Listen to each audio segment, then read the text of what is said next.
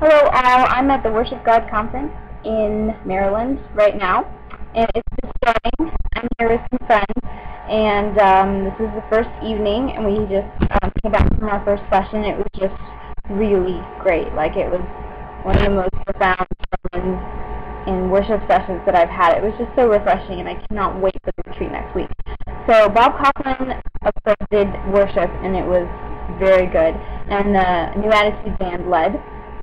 And then, let's see, Mark Altrogi came up and spoke. He wasn't supposed to, but he kind of was just like a spontaneous guest speaker. He called him up from the audience. Anyway, so there's Mark Altrogi, and then our speaker was Ray Orgenholt Jr. or something like that.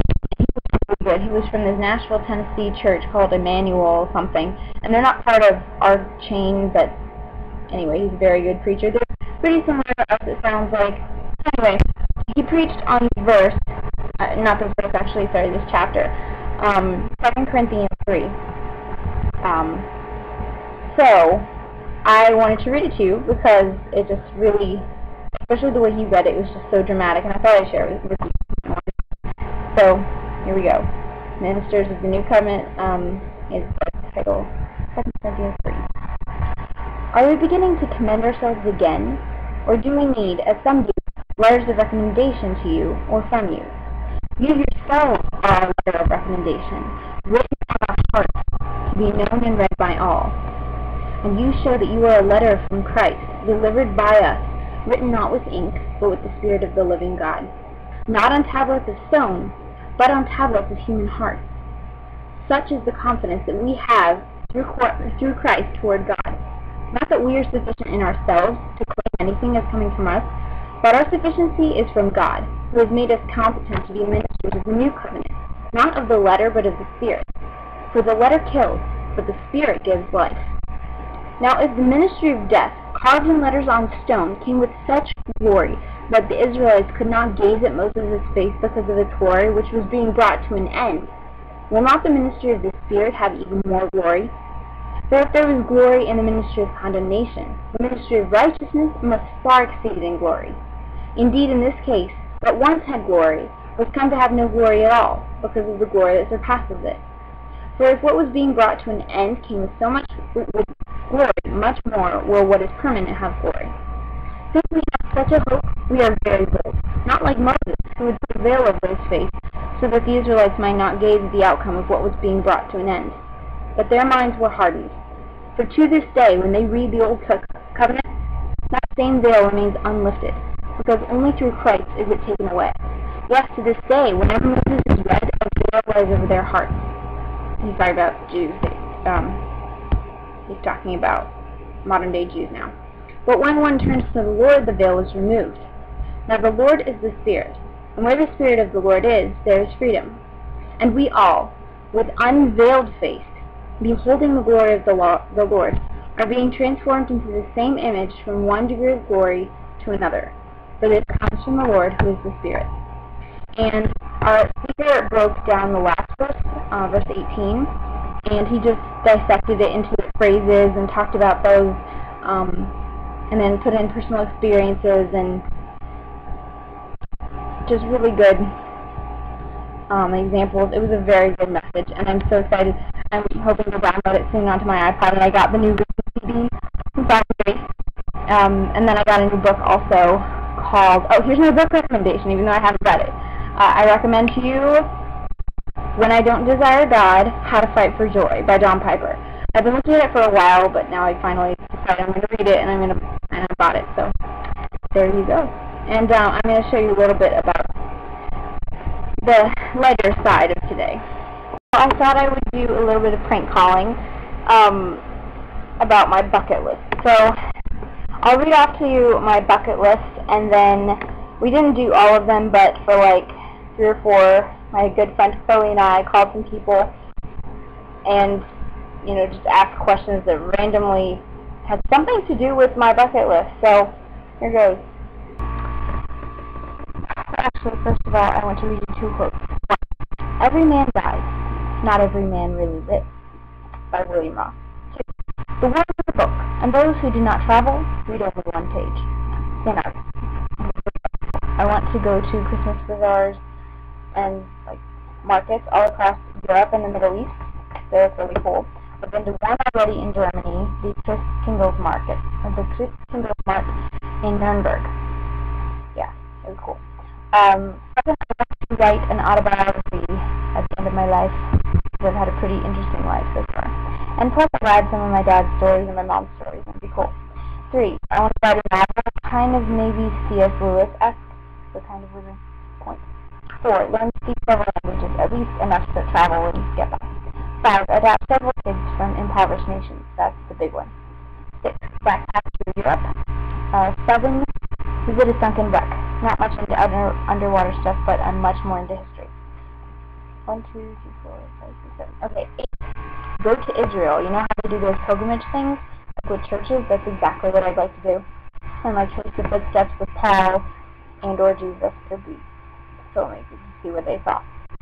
9, look through a telescope and maybe study astronomy. I probably have at some point in time, but I just don't remember, and I'd like to do that more often. 10, do humanitarian cause work, mission trips, things like that. 11, travel outside the country 1 time a year. I've already done that almost every year for 4 years. So, almost. 12, I think, public speaking about an important cause. I really like public speaking, and I love to write, and I can write persuasively if I want to, so I may want to do that in the future. I think 13, I want to own a monkey, and a miniature pig, and a hedgehog. I want to own a monkey, I mean a tiny little thing, not like a huge baboon or gorilla or anything. Okay, 14, go ballroom dancing, like make it one of my 15, see world. 16, fly first class. 17, change the world. And, yeah. So, fly first class, change the world, and sunken wreck I did prank call things for. But, we found on the site that there was a suggestion, before you die, make sure you tell them that you love them, so that was kind of a spoof, and we put that on one of our prank calls. So, there you have it.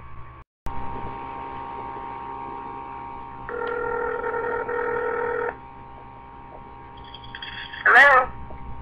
Hello, who am I speaking to? Janine Badiak?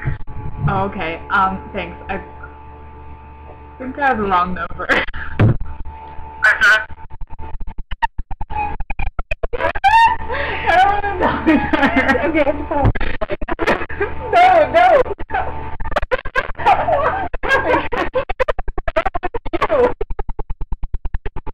You know.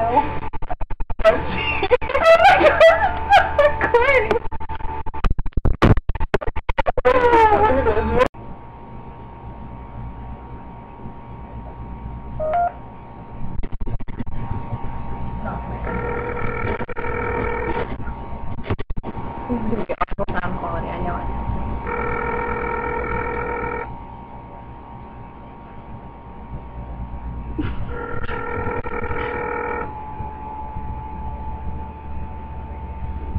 Hello? This is your mother. Do you love me? No? Do you want noodles? No, you should say that to your mother before you die.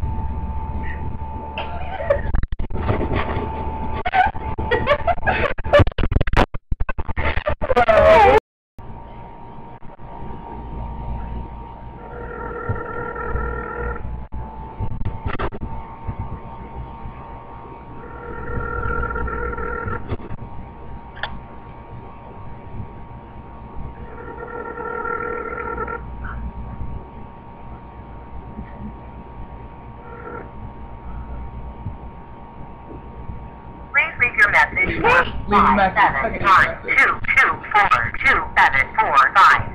Record your message after the tone. To send a numeric page, press 5. When you are finished recording, hang up. Or for delivery options, press pound. Press pound. Okay. Hello, this is your mother. Do you love me? I just wanted to check. You should say something like that before you die. Bye. Oh gosh. Okay. Okay.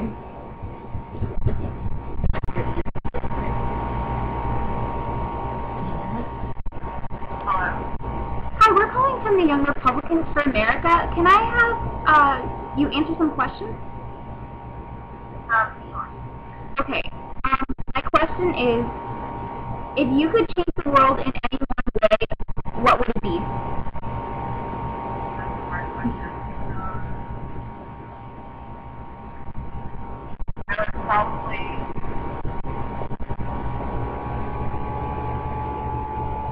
Is it like something that's possible to actually do, or is it something that could change? No, that could change. Both. Just like if you have a goal or anything. I want to help, I think an awesome goal would be for all the kids in the domestic foster care system in the United States to be adopted. Does that work? Yeah, that's great. Thank you so much. Okay. Can I ask one follow-up question, just in case? Yeah, sure. Okay, one second.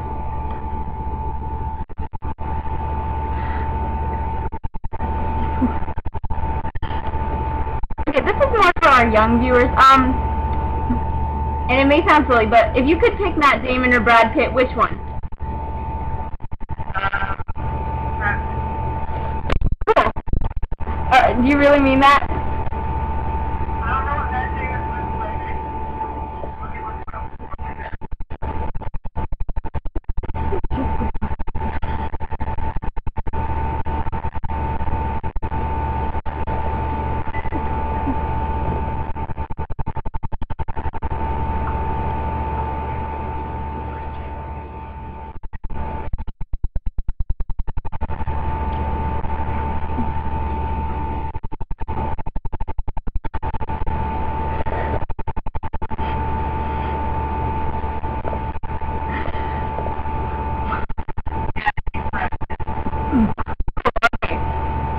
How many smoothies did you drink last year? How many what? Smoothies. This is not just for America. Please enjoy this ride and lay back down while your party is reached.